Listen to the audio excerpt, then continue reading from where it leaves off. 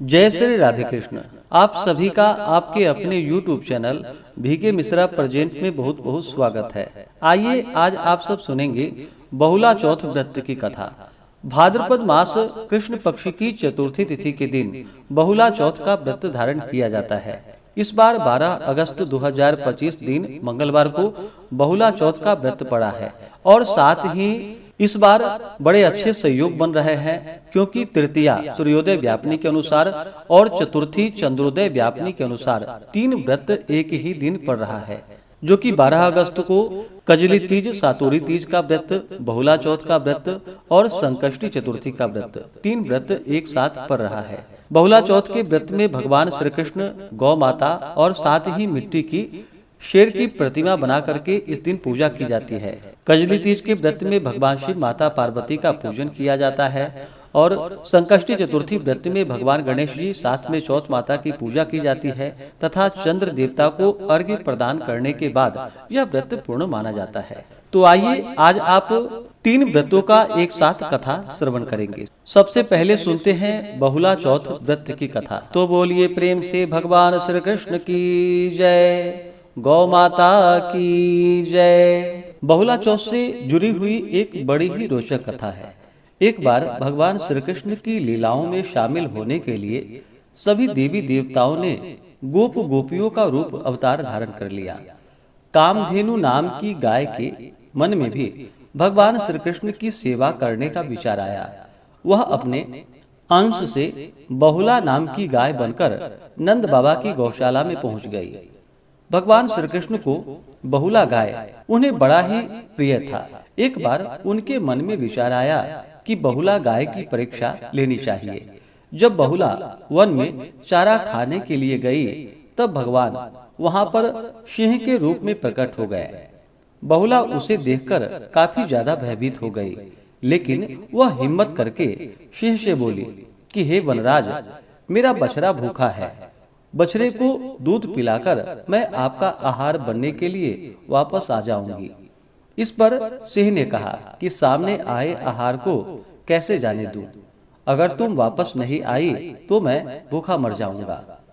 बहुला ने सत्य और धर्म की शपथ लेकर कहा कि मैं जरूर वापस आऊंगी। बहुला की शपथ से प्रसन्न होकर सिंह बने भगवान श्री कृष्ण ने उसे जाने दिया। इसके बाद बहुला अपने बछड़े के पास पहुंचा और उसे दूध पिलाकर वापस आ गई। बहुला की निष्ठा देखकर भगवान श्री कृष्ण बहुत प्रसन्न हुए और उन्होंने अपने वास्तविक स्वरूप में आकर कहा कि हे बहुला, तुम परीक्षा में सफल हुई। अब से भाद्रपद मास कृष्ण पक्ष की चतुर्थी के दिन गौ माता के रूप में तुम्हारी पूजा होगी। जो तुम्हारी पूजा करेंगे उसे धन तथा संतान की प्राप्ति होगी। तो बोलिए प्रेम से भगवान श्री कृष्ण की जय, गौ माता की जय। अब आइए सुनते हैं चौथ माता की कहानी। तो बोलिए प्रेम से चौथ माता की जय। कथा के अनुसार एक नगर में एक बूढ़ी माँ रहती थी। वह अपने बेटे की सलामती के लिए 12 महीनों की चौथ का व्रत किया करती थी। हर चौथ को पंसारी से थोड़ा सा गुड़ और घी लाकर 4 लड्डू बनाती थी। एक बेटे को देती, एक से पूजा करती, तो एक हथकार के लिए निकालती और फिर एक चांद उगने पर उसे खा लेती थी। एक बार उसका बेटा ताई से मिलने के लिए गया। ताई ने चौथ का व्रत रखा था। ताई से पूछा, माँ तू 12 चौथ का व्रत करती है। ताई बोली, तेरी माँ तेरी कमाई से तरमाल खाने के लिए 12 चौथ करती है। तू परदेश जाए तो वह एक भी चौथ का व्रत नहीं करेगी। लड़के को लगा ताई सच बोल रही है। घर आकर माँ से कहा, माँ मैं परदेश जा रहा हूँ, यहाँ तू मेरी कमाई खाने पीने में ही उड़ा देती है। माँ ने समझाकर रोकना चाहा, पर बेटा नहीं माना। उसे अपने साथ ले जाने के लिए चौथ माता की आंखें दी और कहा, मुसीबत में ये आंखें तेरी मदद करेंगी। वह आंखें लेकर रवाना हो गया। घूमते घूमते एक नगर में पहुंचा। उसने देखा वहां पर एक बूढ़ी माँ रोती जा रही थी और पुआ बनाते जा रही थी। उसने कारण पूछा तो बूढ़ी माँ ने कहा, बेटा इस नगर की पहाड़ी पर एक दैत्य रहता है। पहले वह नगर में आकर कई लोगों को खाने के लिए मार देता था। अब राजा हर घर से एक आदमी दैत्य के पास भेजता है और आज मेरे बेटे की बारी है, इसलिए रो रही हूँ और उसी के लिए पुए भी बना रही हूँ। वह बोला, तू पुए मुझे खिला दे, तेरे बेटे की जगह मैं चला जाता हूँ। बूढ़ी माँ ने खीर और पुए उसे खिला दिए। खा पीकर वह सो गया। रात को राजा के सैनिक आए तो बूढ़ी माँ ने उसे भेज दिया। दैत्य के सामने पहुंचने पर उसने चौथ माता के आंखें दैत्य की तरफ फेंक कर कहा कि हे चौथ माता, यदि मेरी माँ मेरी सलामती के लिए व्रत करती है तो दैत्य का सिर कटकर गिर जाए। तुरंत दैत्य का सिर कटकर गिर गया। लड़का वापस आ गया। राजा ने उसे उपहार देकर विदा किया। चलते हुए एक दूसरे राजा के नगर में जा पहुंचा। इस राज्य में आवा तभी पकता था जब एक इंसान की बलि दी जाती थी। सिपाहियों ने उसे पकड़कर आवे में चुन दिया। लड़के ने आंखें आवे में डाले और कहा कि हे चौथ माता, यदि मेरी माँ मेरे लिए व्रत करती है तो आवा मेरी बलि के लिए बिना ही झट से पक जाए। आवा तुरंत पक गया। आवे में से मिट्टी की जगह सोने चांदी के बर्तन निकले। अंदर से लड़का बोला, बर्तन धीरे धीरे निकालना, मुझे लग न जाए।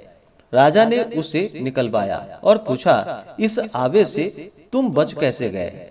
लड़के ने बतलाया कि उसकी माँ चौथ माता का व्रत करती है, व्रत के कारण ही वह बच पाया है। राजा को विश्वास नहीं हुआ। उसने एक चांदी की सुराही मंगवाई और कहा कि सुराही की नली से निकलकर दिखाओ, तभी मुझे विश्वास होगा।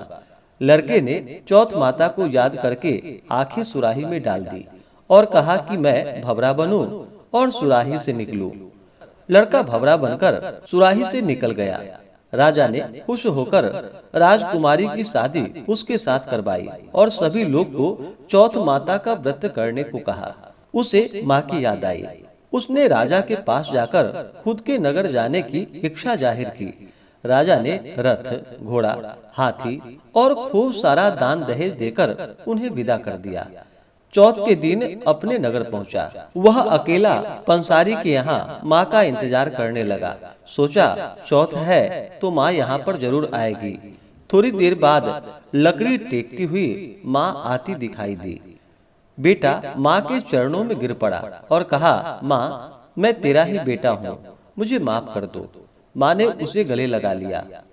लोग चौथ माता की जय जयकार करने लगे। उस नगर के सभी लोग चौथ माता का व्रत करने लगे। हे चौथ माता, जैसे बूढ़ी माँ और उसके बेटे की सहायता की, वैसे ही हमारी भी करना। कहानी कहने और सुनने वाले पर अपना कृपा बनाए रखना। तो बोलिए प्रेम से चौथ माता की जय, भगवान गणेश की जय। अब आइए सुनते हैं कजली तीज व्रत की कथा। तो बोलिए प्रेम से भगवान भोलेनाथ की जय, माता पार्वती की जय, तीज माता की जय। कथा के अनुसार प्राचीन समय की बात है। एक गांव में एक गरीब ब्राह्मण दंपति रहते थे। उसकी हालत इतनी दयनीय थी कि जैसे तैसे वह केवल 2 वक्त का भोजन ही कर पाता था। ऐसे में जो भाद्रपद महीने में तृतीया तिथि की कजली तीज आई तो ब्राह्मण की पत्नी ने कजली तीज का व्रत रखने का संकल्प लिया और उसने तीज माता का व्रत रखा। ब्राह्मणी ने ब्राह्मण से कहा कि सुनो जी, आज मेरा तीज माता का व्रत है, आप कहीं से चने का सत्तू लेकर आओ। इस पर ब्राह्मण बोला कि ओ भाग्यवान, देने के लिए मेरे पास दाम नहीं है, मैं सत्तू कहाँ से लाऊं? तो ब्राह्मणी ने कहा, ये मैं नहीं जानती, चाहे चोरी करो चाहे डाका डालो, लेकिन मेरे लिए सत्तू लेकर आओ। यह बात सुनकर ब्राह्मण परेशान हो गया कि आखिरकार बिना पैसे के वह सत्तू कहाँ से लेकर आएगा। रात का समय था। ब्राह्मण घर से निकला और एक साहूकार की दुकान पर पहुंचा। उसने देखा कि साहूकार के साथ साथ उसके सभी नौकर सो रहे थे, तो वह चुपके से दुकान में घुस गया। सत्तू बनाने के लिए उसने वहां पर चने की दाल घी, शक्कर लेकर के सबको 1.25 किलो का बराबर तोलकर ले लिया। जब ब्राह्मण ये सब कर ही रहा था तो खटपट की आवाज सुनकर दुकान के नौकर जाग गए और चोर चोर चिल्लाने लगे। ऐसे में साहूकार की नींद खुल गई।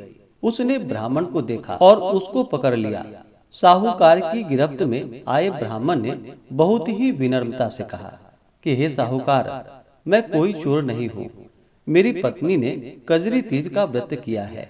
मैं केवल 1.25 किलो सत्तू लेने को आया हूँ, लेकिन सत्तू न मिलने पर सत्तू बनाने की 1.25 किलो सामग्री लेकर जा रहा था। आप मेरी तलाशी लेकर देख लीजिए। इस पर साहूकार ने उसकी तलाशी ली। उसके पास सत्तू के सामान के अलावा कुछ भी नहीं मिला। ब्राह्मण ने कहा कि हे साहूकार, चांद निकल आया है। ब्राह्मणी मेरा इंतजार कर रही होगी। साहूकार की आंखें भर आई। नम आंखों से साहूकार ने कहा कि आज से तुम्हारी पत्नी को मैं अपनी धर्म बहन मानूंगा।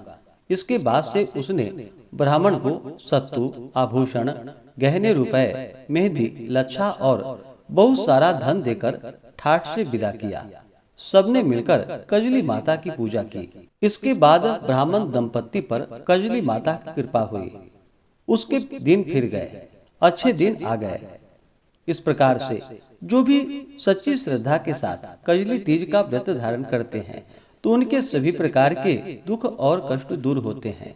जो इस कथा को पढ़ते हैं अथवा सुनते हैं उनका कल्याण होता है। साथ ही साथ सब लोगों की वैसे ही दिन फिरे जैसे तैसे, जिस तरह से ब्राह्मण के दिन फिर गए। कजली माता की कृपा सब पर बनी रहे। तो बोलिए प्रेम से कजली माता की जय, भगवान भोलेनाथ की जय, माता पार्वती की जय, सर्वदेवी देवता की जय। तो आशा करता हूँ कि यह जानकारी आपको अच्छा लगा हो। इसी प्रकार से ज्ञानवर्धक जानकारियाँ प्राप्त करते रहने के लिए, व्रत पूजा के बारे में जानने के लिए, कथा को सुनने के लिए चैनल पे अगर आप पहली बार आए हैं तो चैनल को लाल बटन दबा करके सब्सक्राइब करें। साथ में बेल आइकन घंटी को दबाएं ताकि आने वाली वीडियो का नोटिफिकेशन आपको समय से मिलता रहे। वीडियो को लाइक करें, शेयर करें। सुखी रहें और स्वस्थ रहें। जय श्री राधे कृष्ण। धन्यवाद।